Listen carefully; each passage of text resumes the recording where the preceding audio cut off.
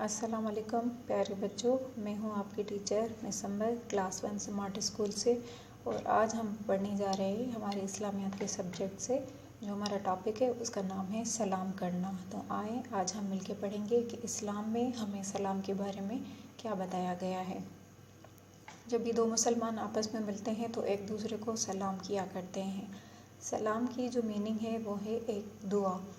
سلام کی میننگ ہے دعا، یعنی کہ جب ہمیں کوئی سلام کرتا ہے تو اس کی میننگ یہ ہوتی ہے کہ آپ پر سلامتی ہو، اور پھر جب ہم اس کے جواب میں وعلیکم السلام کہتے ہیں تو اس کی میننگ بھی یہی ہوتی ہے کہ آپ پر بھی سلامتی ہو۔ اور سلام کرنے سے آپس میں محبت بڑھتی ہے اور لڑائی جھگڑے ختم ہوتے ہیں۔ حضور اکرم صلی اللہ علیہ وآلہ وسلم نے مسلمانوں کو آپس میں سلام پھیلانے کا حکم دیا ہے،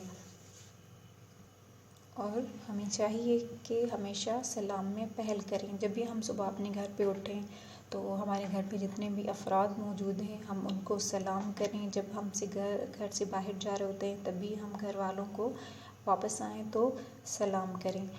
آپ کے اسکول میں جو آپ کے ہم جماعت ہیں یا آپ کے جو استاد ہیں یا جو بھی وہاں پہ شاگرد پڑھ رہے ہوتے ہیں، آپ کو سب کو سلام کرنا چاہیے۔